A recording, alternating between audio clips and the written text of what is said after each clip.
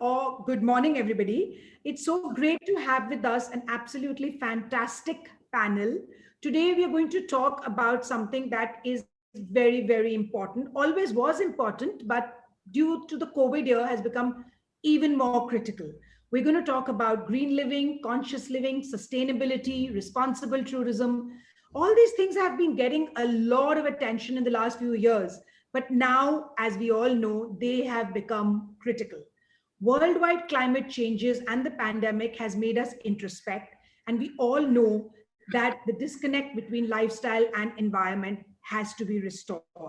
So we have today with us a panel which is an expert in their respective fields. We do know that it's important from every aspect of sustainability, whether it's your skin, whether it's fashion, whether it's food, whether it's travel. We all have to, adopt a life of sustainability and be responsible. So we have this panel which covers all these aspects, and I'm going to do a very quick introduction. We're going to start with Estelle. Estelle is here with us all the way from Monaco. Estelle Antognelli is in charge of Responsible Tourism Department at the Monaco Government Tourism Board since 2015. Her missions are to promote Monaco as a sustainable destination and work with all the stakeholders to achieve this goal. She also created awareness campaigns dedicated to visitors. Now it's so interesting that they actually have something called the Responsible Tourism Department. And Estelle says that she has used the pandemic to actually create more awareness about this. After that, we have Avinash Mane. Avinash is the commercial head, South Asia, presently responsible for the complete business of India, Pakistan, Sri Lanka, Bangladesh, Thailand, Mauritius, and Nepal markets for textile and non-woven business. That's a huge responsibility, Avinash. So apart from regular sales activities, it involves interactions with all the key stakeholders in the entire supply chain from fiber to finished garments, thus providing end-to-end solutions to the industry. Then we have Raveena Tourani. Raveena is the founder and CEO of Yogisattva. Now, a severe spine injury led her to rediscover yoga, and it was during her journey that she introduced herself to raw and vegan food. So, sustainable food and raw, vegan, plant-based food is her specialty. Rahul Jaktiyani is an entrepreneur, a content producer, and a columnist. He started his entrepreneurial journey with Plush Plaza in 2010, a premium gifting and merchandising company based in India. Through his production arm, which is Plush Pictures, Rahul produces and hosts a global travel show called Plush Places. And I think he's now also focusing a lot on the environment and environmental friendly destinations. Last but not the least, we have Andrew. Andrew has joined us all the way from Bangkok, beautiful place that we all really are waiting to visit. He has been involved in spa operations since 1995, commencing with cuisine and then moving into total spa operations. So Raveena, you and Andrew have something majorly in common. Andrew heads the Asia Pacific Spa and Wellness Coalition, and I think he's going to today tell us what all we can do with spas and with making them more sustainable and, environmental friendly. Let me start with you, Estelle. When we say Hello. hi. So when we say Monaco, one word which comes to our mind is luxury. Going green in the Luke's way is an interesting concept. What is the green initiative and how will it be taken in the tourism sector? So first of all, hello everyone. I'm very happy to see you to be with you today, even if it's in a virtual way. And so thanks for the invitation.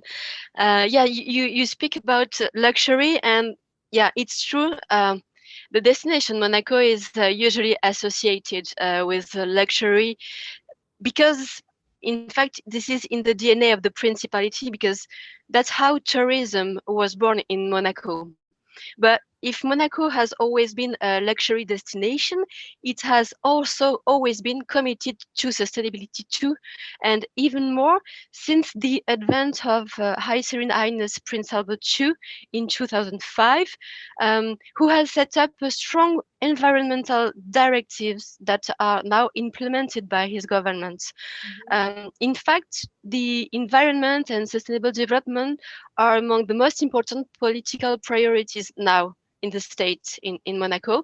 And the main areas of actions are preserving biodiversity, the sustainable management of resources, the reduction of greenhouse gases, and of course, the establishment of a sustainability city. But I would say that more importantly, the Prince Albert II has committed the Principality of Monaco to reach carbon neutrality by 2050, which is a big challenge. As you can imagine, such a goal means the full participation from everybody, individuals, the company, and of course, the tourism sector has to work on it.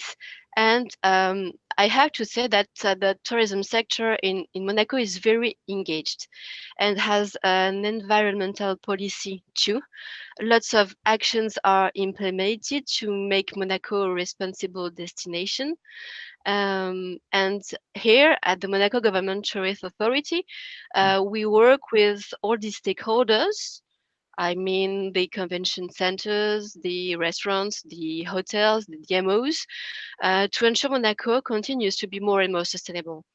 As you know, 2020 has been a particular year for tourism all over the world, but in a way, I would say that it has been beneficial because it has made us aware how fragile how fragile our environmental is and how it's important to take care of it. Yeah, I would say 2020 has confirmed that responsible tourism is the solution. And that's why, in order to carry out our sovereign commitments to our sustainability and the SDGs, we have begun in the desk process of writing a sustainable tourism white paper to guide our strategy and help meet the principalities' energy transition goals. This white paper is now in process, but it will help us to build the tourism of tomorrow and go further in our sustainability commitment. The methodology that we have used is very straightforward and has 5 steps. First of all, we have done a survey that has been conducted to get all of the tourism, the visitors and the residents, and we have organized also online workshops with the stakeholders.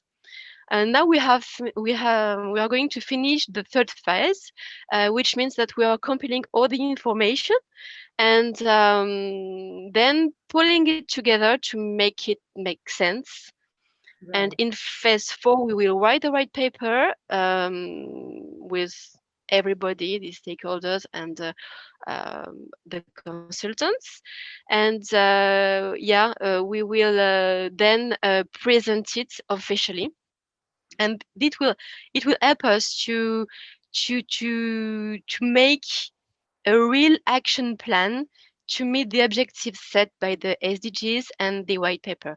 So now it's we will present it in 1 month. So in 1 month we will be able to send all the new ideas and the strategies about responsible tourism. But we don't forget luxury. It's a mix of luxury and responsible. Yeah, that's amazing because usually people tend to think luxury is decadent, but luxury can also be sustainable, which is what Monaco is showing us, really. That's really interesting. So I'm going to move to Avinash.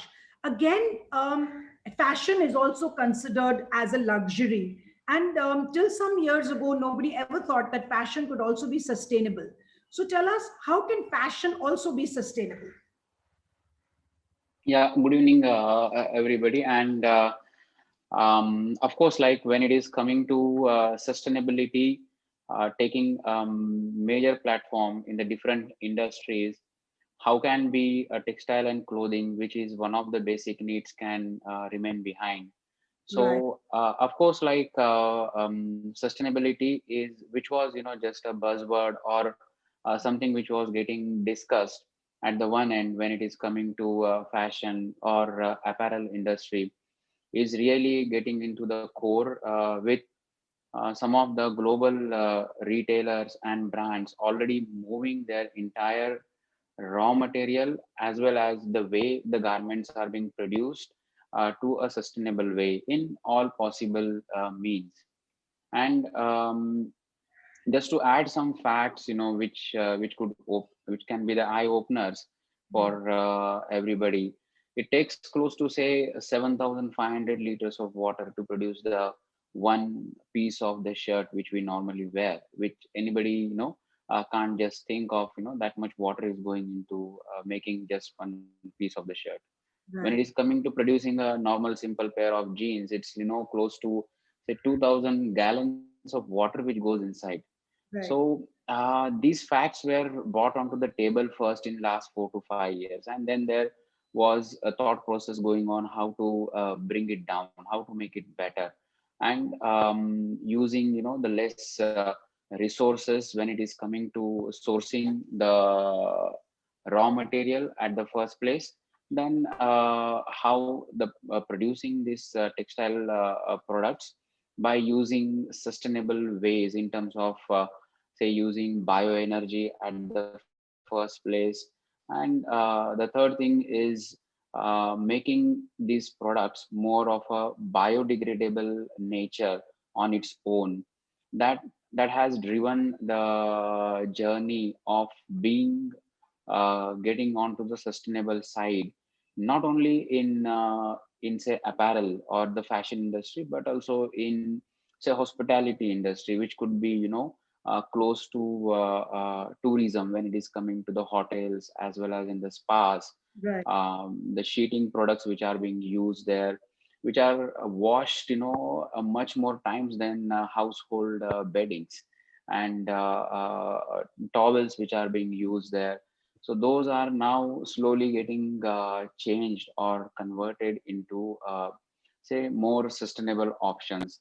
And that is somewhere everybody is trying to do a bit as a contribution to make it more better, like from raw material or fiber side. What Lenzing is trying to do is to put forward our fibers as sustainable options into these different applications. At the same time, the mills who produce these products, they are also adopting to the use of less water, use of biodegradable chemicals, or completely avoid use of chemicals like denim producing, jeans producing guys. They are not using water to wash and create those effects onto jeans. So those things are being happening into the industry. South Asia market particularly is one of the key market supplying to the global retailers and brands. So here the adoption is getting more and more faster now over last 2 years. So that's how the fashion is also contributing now more effectively in this being sustainable initiative by global retailers, brands, as well as the hospitality industry.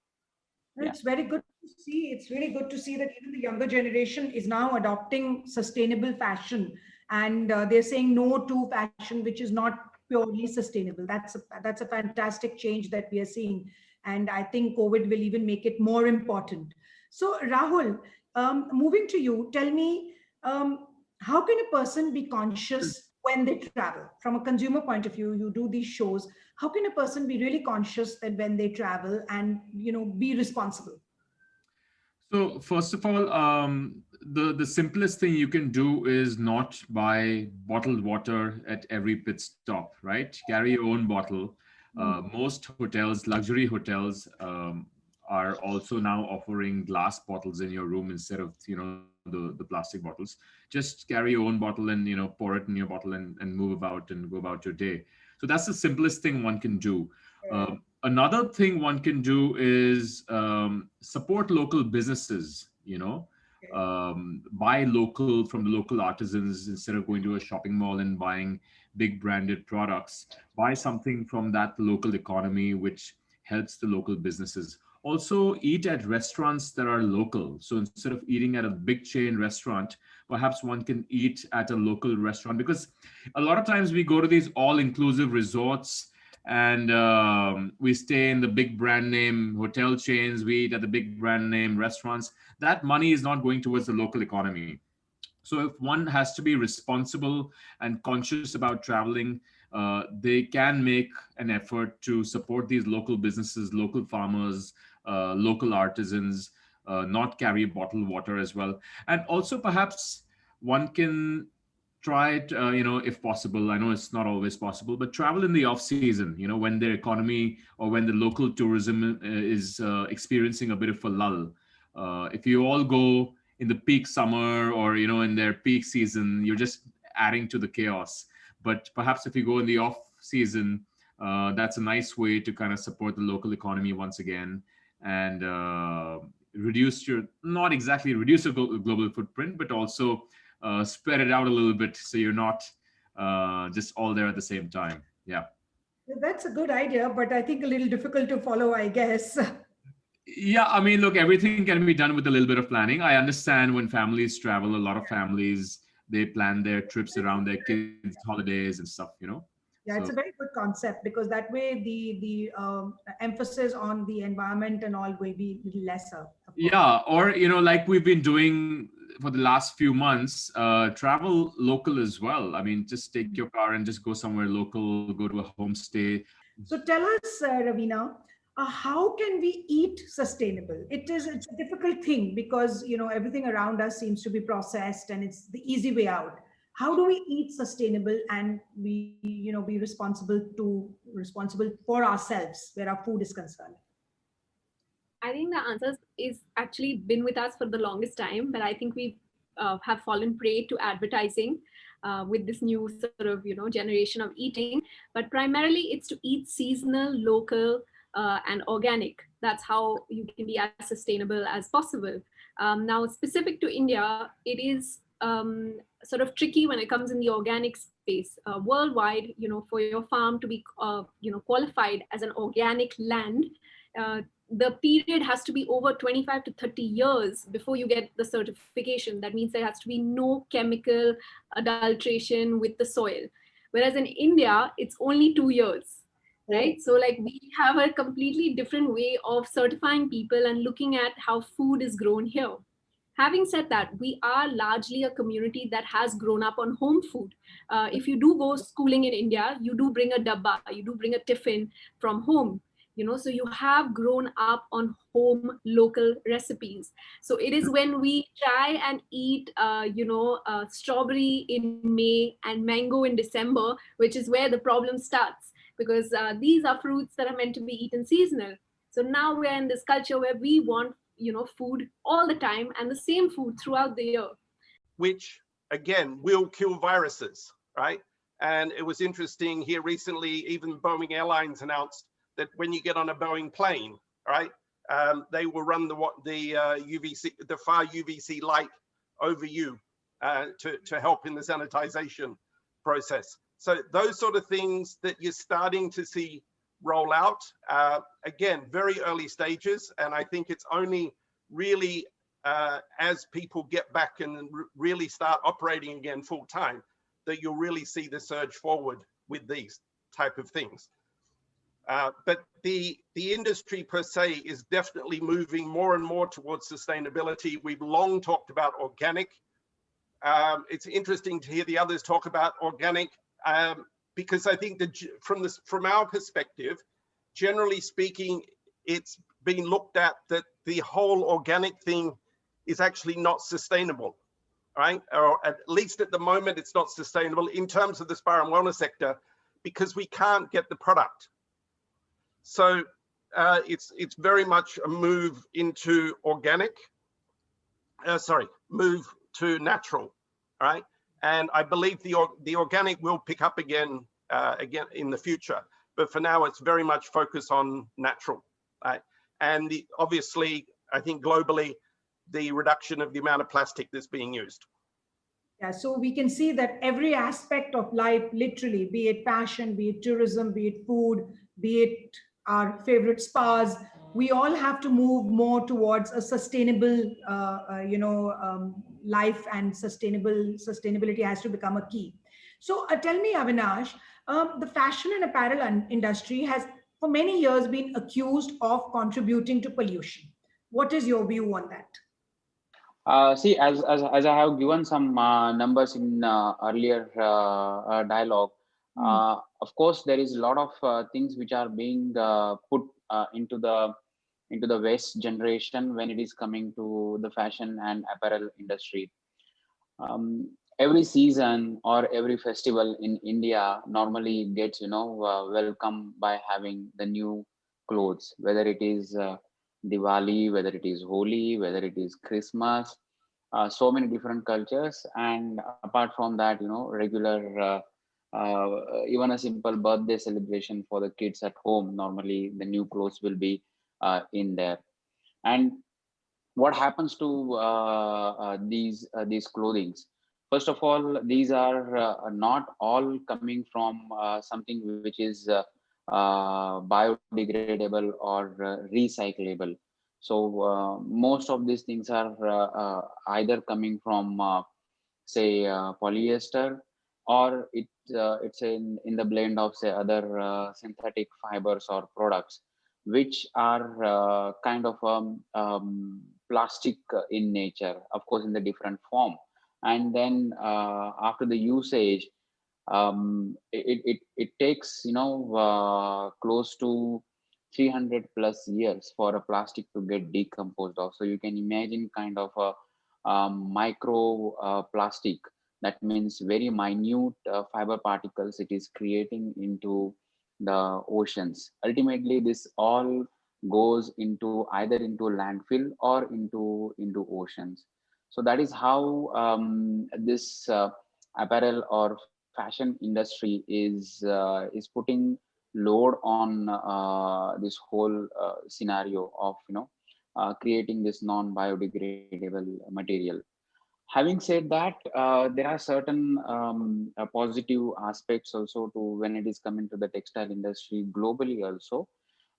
It is creating a huge employment for specifically the South Asian region, or the converting countries which are typically India, Bangladesh, Pakistan, Sri Lanka. And these are the countries which needs to now wake up and then move into making this production process more sustainable, or use the right raw materials here to have it produced, educate the retailers and brands to make it more better, how this can be done in a right way, so that whatever is being used can be easily biodegraded, or it can be recycled.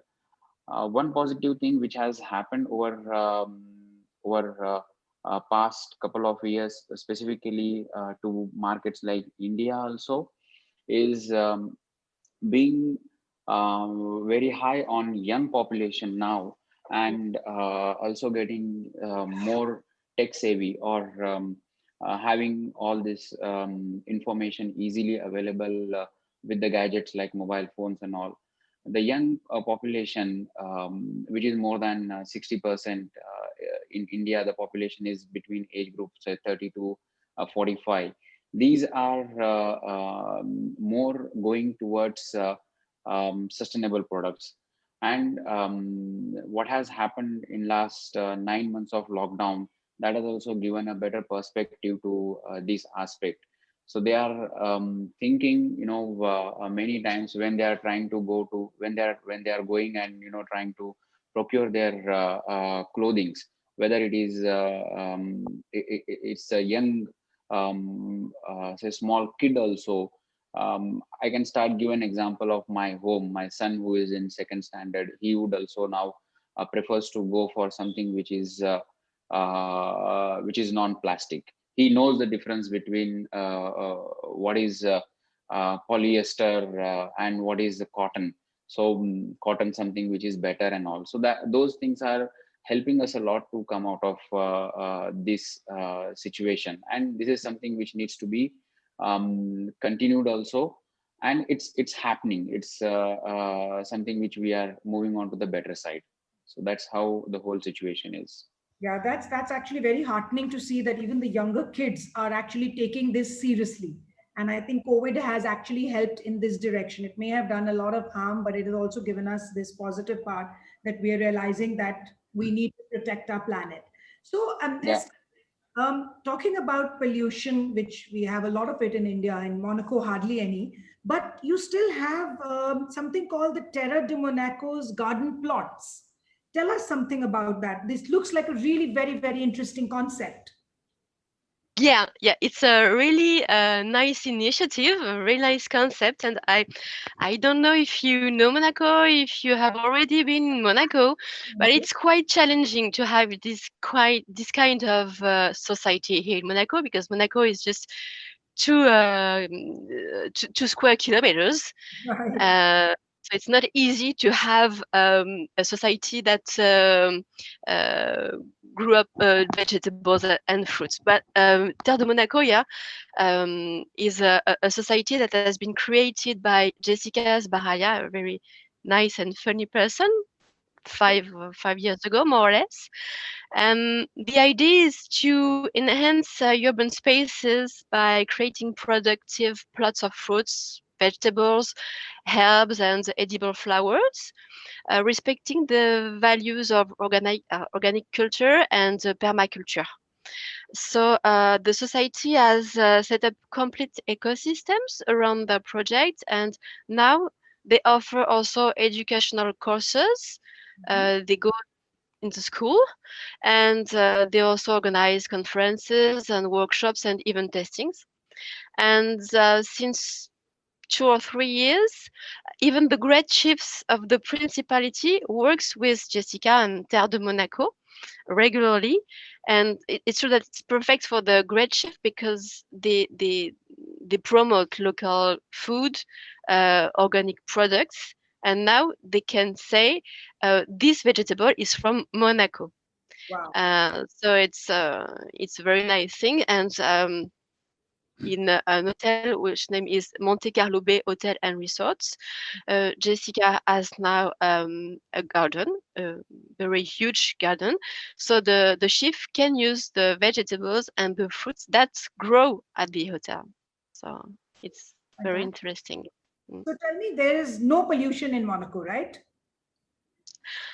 I don't know if we can say there's no pollution. Of course, we have cars, we have yeah, we have pollution, but the government wants to reduce it, and every year we have a new restriction. Since 3 years we have lots of restrictions about plastics, Right. and the government makes a lot of initiative about soft mobility, and we have to work on it, because Prince Albert II wants to be carbon neutral in 2050. So yeah, we have to take care and try to not pollute a lot. Yeah, I know. I mean, if we talk about the pollution in India, then, well, you're as good as no pollution, I guess. Now tell me, do you think the concept of slow travel is going to become a big thing as we go along? Slow travel For has, sorry, yeah, slow travel. We've seen that trend pick up in the lockdown when people pretty much packed their bags and went away to the hills and were working from there. I think that concept is here to stay, but it's not very practical for everyone, right? If someone who's working and can continue to work remotely after the pandemic, if he or she has the option to pack their bags and go live out of another country for a month and buy local and, mingle with the locals and rent an apartment. So the idea sounds really good. And there are people who are able to do it. And for a lot of people, it's just not practical as yet. But yes, I think we all have to start somewhere. And the concept of slow travel is here to stay. And people are a little bit more aware of the concept now than they were perhaps, a few years ago. I noticed a lot of folks traveling in this manner when I went to Sweden a few years ago for a travel conference. And there were people who, I was there for 3 days, in and out. And there were people who would pack their bags and, couples traveling for about 2 months. And they had, they were only, going to the local restaurants and cooking food and, stuff like that. So yes and no. I think the concept is here to stay. It's just that not everyone's going to be able to, not everyone has the luxury to, travel in that manner. Yeah. So do you think the fact that earlier when people did a Europe, they did 30 countries in 3 days. So Yeah. you think that's going to come back, or it's going to be 30 days in 3 countries? Look, there are people, I mean, a lot of the big travel and tourism companies with these group tours, they survive on, and thrive from, these kind of, passengers who come from India, from China, 60 people load them up in a bus. So I think there are all kinds of people, there are people who want to, they only have about 10 days or 12 days and they want to visit 12 countries in Europe and kind of like see the Eiffel Tower, take that photo, go to Rome and, take that selfie and then move along, right? So travel is not just about, I wish it was just about experiencing things for yourself. So you emerge more educated and more experienced and a little bit more enlightened. But unfortunately, the times that we live in, travel is also about taking that selfie and putting it up on social media, right? So that's not going away. Instagram holidays. Yeah, exactly, right? I mean, they keep joking. I mean, if it's not on your Instagram or if you haven't taken a picture, did you even actually do it? That's the joke. Yes, But yes. that's the times that we're living in. But I think there is a section of the audience, a niche audience, who is doing the opposite. Yeah. So Andrew, tell us, I know you started your career with food. Yes. And how important is food to the wellness industry? Well, obviously, the food is that's the fuel of the engine, and the engine doesn't function if you don't put the fuel into it. So obviously, food is important, and preferably the cleaner, the better. All right. The whole thing that Raveena talked about in terms of seasonality of food and the whole slow food movement. I mean, the slow food movement has been around for years. And there are the advocates of it. I'm surprised that there's not more of them. But we've sort of bought into this whole element of consumerism. And if I'm in New York, I have to have this. If I'm in Bangkok, I have to be able to have the same product. If I'm in Mumbai, I have to have exactly the same product, right? Why, right?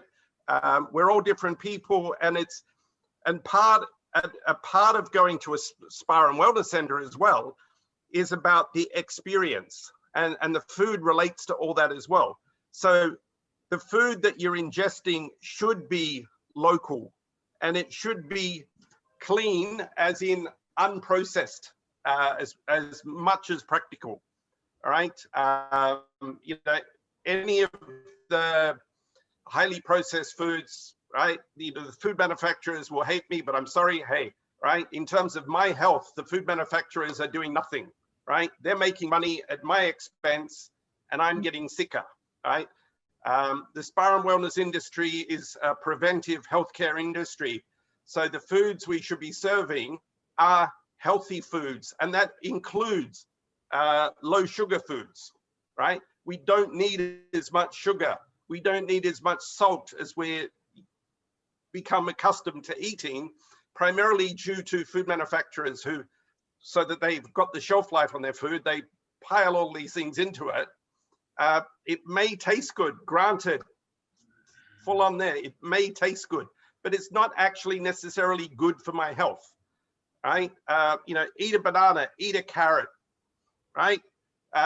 A free-range chicken, whatever it is, right? Something that doesn't have the hormones and pesticides and artificial preservatives and flavor enhancers that all goes into the sort of food that we do consume. And one of the easiest way there is if you go into the supermarket, right, it's about making conscious choices. And this applies to everything we've talked about today, from fashion to everything else. It's about conscious choice. Do I need that plastic bag when I go to the supermarket? But when you're in the supermarket, pick up the product and look at the label on the back of it. How much, you know, what's actually in that product? How many chemicals, how many preservatives? And you would be surprised. And yes, it can take time initially, but as you get to know the products, you learn very quickly which products you can purchase more of and which ones are purely, okay, it's my birthday, I don't care, I will splurge today, that's fine. But in terms of sustainability, it's about the long-term big picture, and you've got to make conscious decisions and choose carefully. And that very much applies across the board, but within the foods that you're consuming after your visits to a spa and wellness facility, right? If you're going there to, you're having treatments to detoxify, to, you know, de-stress, to improve your sleep or whatever it is, and then you walk out the door and you stop at a fast food restaurant that's got some, you know, food filled with A, B, C, D, E ingredients, right? You've just completely counterbalanced your experience, right? And there is no long-term effects of the investment you have made in your own health. You've just shot yourself in the foot effectively. So, you know, it's about making conscious decisions. Right, absolutely. So Raveena, tell us, due to the pandemic, people are now so much more eco-conscious and they want to be very careful about what they eat. So how do you think the restaurants are going to cope with this? Yeah, there we go. I think it's business to business, to be honest. There are restaurants that have never kind of believed in, you know, making fresh food every day. There are restaurants that do a lot of packaged food within their service. So I think it's business to business. But what I do see is a trend in eating more organic, eating more plant-based, you know, eating closer to nature. I can speak from my experience. My sales actually shot up 300% in the pandemic because people were just, you know, finally kind of listening to all these things I've been saying for so many years. So suddenly everything that I was doing had more relevance. So in terms of just the trend that we're seeing now, I think people are getting more conscious and they are getting more responsible with their eating. And the main thing is that it has to be affordable. You know, nobody's going to pick a clean eating lifestyle if it's going to break such a hole in their pocket for a long run, because it's not sustainable. Food has to be quality, it has to be fresh, but it has to be affordable. If it's always going to be burn a hole in your pocket, it's a very short span life. I think this is kind of the feedback we received as well, and we've seen people, you know, who do come back are always appreciative because we come at a certain price point. You know, we try not sort of coming to a very high scale where it's unaffordable. Absolutely. And the main thing I think with sort of eating now more responsibly when it comes to other restaurants is I think we all need to be wary about prep. You know, in the time of COVID, more so obviously because, you know, you need to have your mask on, you need to wear your gloves, you need to responsibly be, you know, dressed for work in your attire. And that today means mask and gloves and hairnet and everything. And it is a restaurant's responsibility to sort of take over their prep. It has to be cleaner. We need to stop trying to recycle food the next day. We need to work on, you know, creating sustainable solutions for food wastage. We do try here at Yogisattva, like we get, you know, we example from making almond milk smoothies all day. We recycle that as granola. You know, our leftover coffee granules go to our plants. So as much as we can create like a sustainable ecosystem that's the goal. And I think that's what restaurants should look at. We have, at least in India, seen a huge crisis of migrant workers walking themselves home. We've seen poverty like never before. And I think, if anything, we should now wake up and be more responsible towards food wastage in all restaurants, because that would really change the game. Yes, I we so agree with you. I mean, that's an extremely important thing. And like you said, it cannot be that a sustainable food is expensive, because it will never become a lifestyle. And the objective is to make it as part and parcel of our lifestyle. Correct. So, Estelle, I know that some of the hotels, in fact, most of the hotels in Monaco are going green. Would you like to tell us something about the green option that has been adopted by most of the hotels in Monaco? Yes, as I said previously, most of the hotels are very engaged. It's the sector is very, very committed. In fact, with an environmental certification, such as Green Globe or Green Key, Planet 21. To give you an idea, we have 88% of the hotel rooms that are certified in Monaco, and 96% of them have signed the National Energy Transition Pact that requires to make significant efforts in terms of energy consumption, water consumption, of course, mobility, and waste management. So yeah, they work a lot on these three thematics, and they also have created green teams. Green teams are people in the hotel that think of environment and try to propose initiatives. So we work all together in order to improve actions or find new innovations to put in place in the establishment. Tell me, is it that it's a myth that sustainable fashion is more expensive? Is it true or is it false? Yeah, first of all, like I completely agree with what Raveena has said here.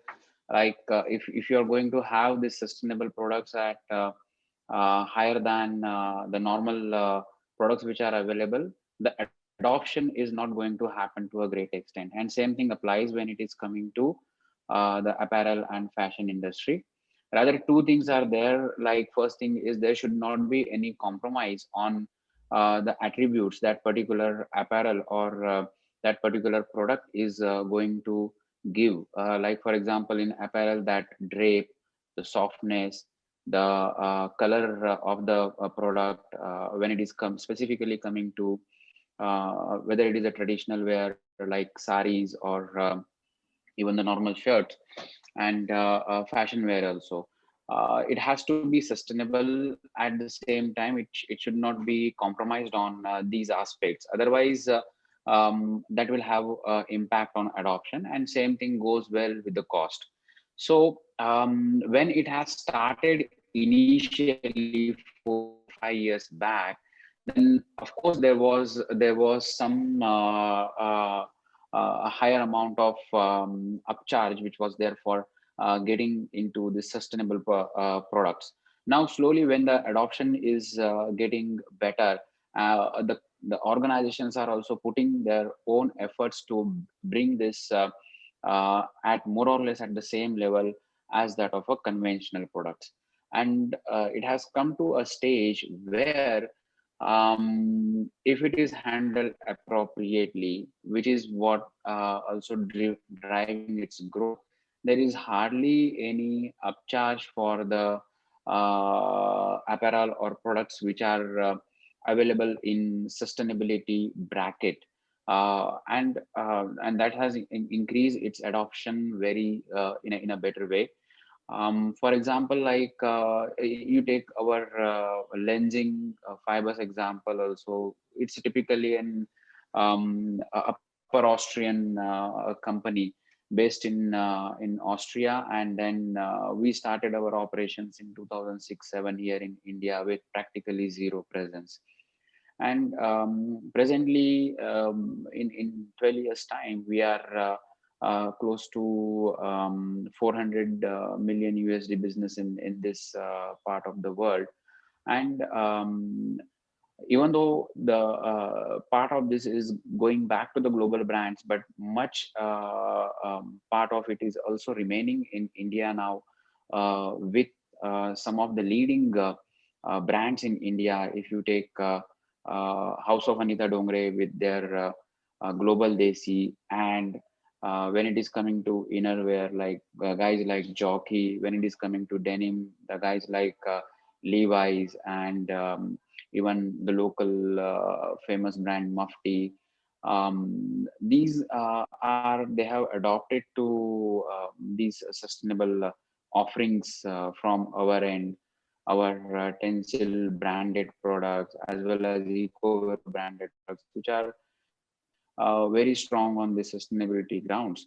And this could have been made possible only when these products are being made available to them at appropriate price points.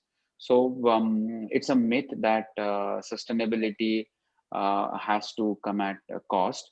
It has to be affordable to what is being currently happening to the market, and that's how it's growing faster. Are the big brands also adopting the sustainable viewpoint? Are they also buying sustainable fibers, or it's still a work in progress? Sustainable fibers are being adopted by majority of the brands now. Okay. Rather, each and every global brand, or even if it is a local brand, they have to be on sustainable side in possible ways. Whether it is something to do with simple thing like the way they operate their lighting systems in the showroom. If they want to go for more natural use of the more natural sunlight and adaptive lighting there. For example, like what Andrew said, the packaging. When you are walking out of the store, instead of giving the typical plastic bags, to give them the bags which are made out of clothes, accessories which are now a part of this fashion industry in a big way. These are being more made with the sustainable materials and products. So that is how they are more and more adopting to being on sustainable side. It's continuously growing. They are finding new areas to be on sustainable side. One thing is like, instead of using the chemical based ration, which creates a lot of pollution, water pollution, and then cleaning it becomes mess, they are also adopting to use of a natural dyes, like using the extract of flowers and fruits also to do the coloration.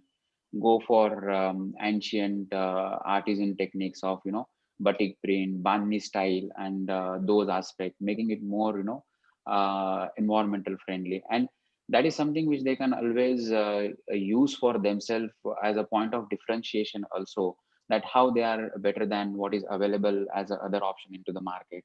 So whether it is a small boutique brand or whether it is a big brand, they are trying their ways to be on a sustainable side.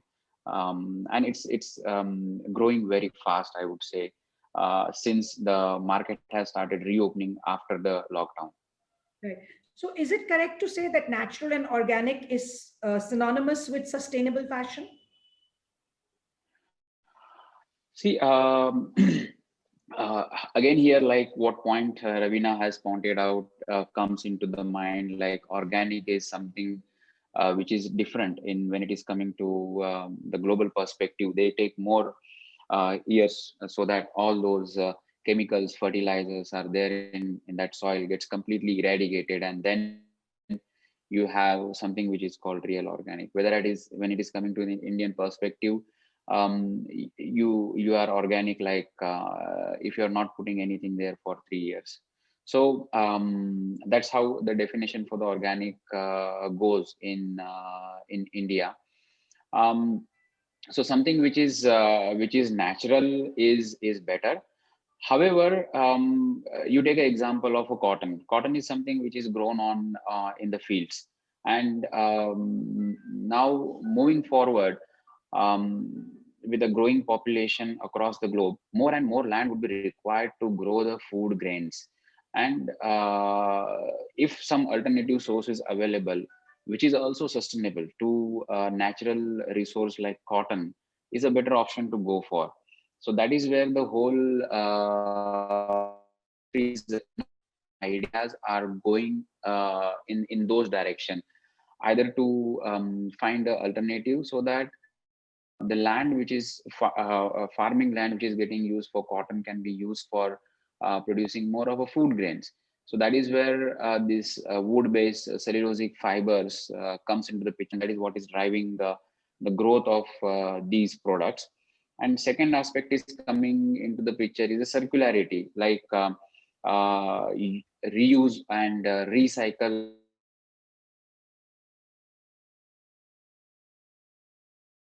the global textile industry, whether it is polyester or whether it is a cotton, whether it is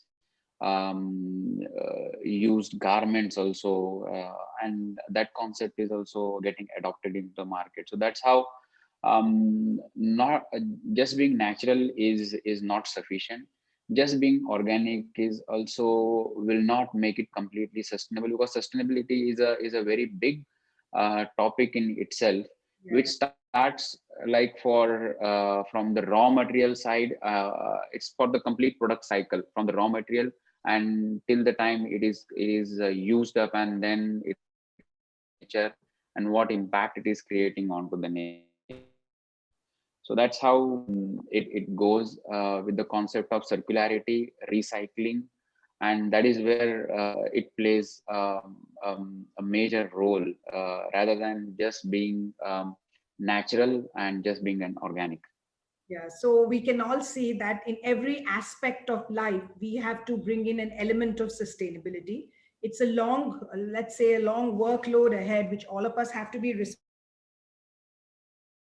responsible. Only then will we be able to achieve what really one has to do. And it's interesting to see that across the world, right from Monaco to Thailand to India, we're all talking the same language, which is interesting.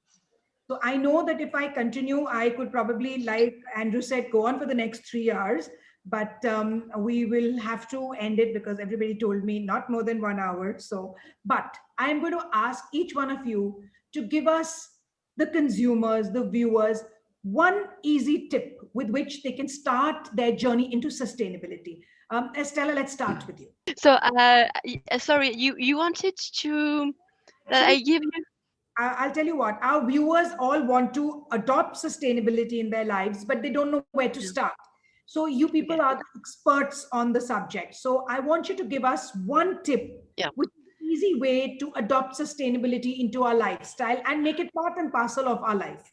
Okay. So yeah, first of all, I would say that sometimes for people, sustainability is scary or frightening because for them it's not in their routines. Exactly. I would say that you don't have to be the first one and the best. It just have to begin and change 2 or 3 things in your routine, and then you continue. Um, for me, I would say mobility is very important, and if it's possible, uh, to find a solution to not take the car or take another solution, a soft solution like the train. I try to use my car with other people in order to commute the roads. So yeah, I will try to do that, and maybe in terms of tourism,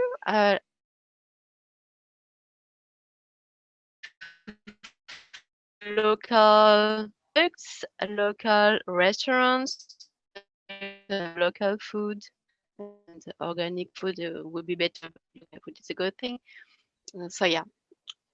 No, that's By that's two things. that's the way to start, I guess. Yeah, Rahul, so what just about you? building up on what you said. If it's 2 kilometers from your house, walk instead of drive.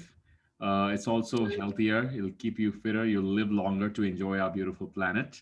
So that's one. And yeah, just don't buy too many clothes. That's one thing that I realized. Likes that. I don't think Avinash likes that. Please buy clothes, but buy Or sustainable. when you do, buy sustainable Buy clothes, right? sustainable clothes. That's Um, okay. one of the things which a friend of mine in the US just did was, every time she wore something, she and put it back, she hung it the other way around, Mhm. and in 6 months Mhm. she realized that she was just wearing the same 5, 7, 8 pairs of clothes, and there was a whole lot of stuff that she had bought that she didn't really need, and she wanted to give it away. So that's another way to be sustainable. Or yeah, so these are two. And yeah, if you do buy, please buy it from Avinash's company. Sustainable product. So, Thank you. Thank you. Yeah. COVID has actually made us realize that we don't need all the shoes and the bags and the clothes that we keep stocking up. That's an important learning. So, Raveena, what about you? What do you think is the easy way or the quick way to become sustainable? I think first and foremost, I think sustainability should start on your plate, because food is really the true nourishment of the body. We can go days without watching anything on TV, but we cannot go one day without having food. So I think just start small, become aware of like the farmers markets in your area. Try and go out, go support them. They're all local. Understand where your food comes from on your plate, and that's a great place to start. Become mindful of kitchen management.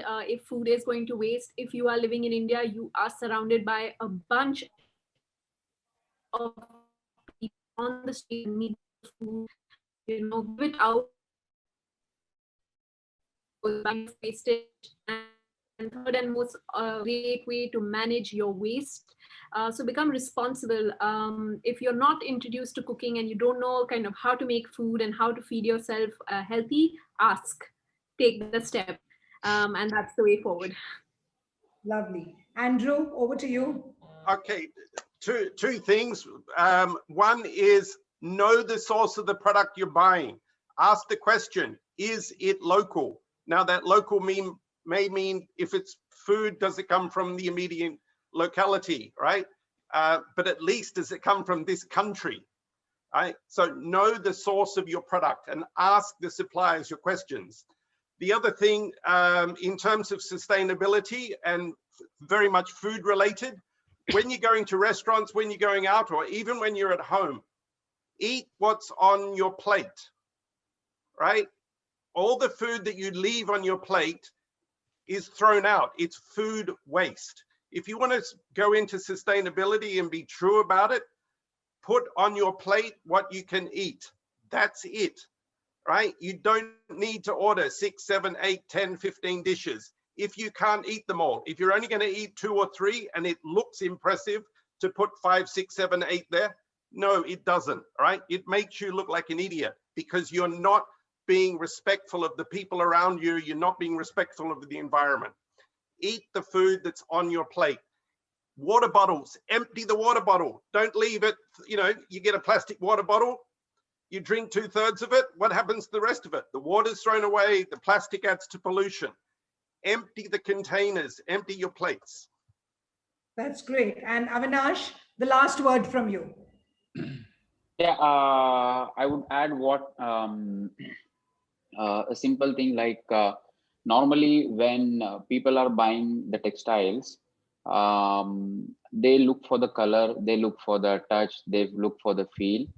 But one advice here, just to go into the more depth, check the label of the garment, and is there any sustainability aspect attached to it? Forget whether it is a Lenzing product or not, that is a secondary thing, but just check if there is any sustainability aspect attached to it, because that is something which is lacking when it is coming to Indian textile consumer. They look at that aspect towards the end. The things are different when it is coming to developed markets like Europe, UK and US. There the consumer cautiously looks for those particular details, how this textile garment is contributing to sustainability. Global brands, they are having a separate floors and separate sections where they have started different campaigns, like H&M has their Join Life campaign, and similarly, other brands, they are having their campaigns where they put this sustainable clothing, and they are getting good response.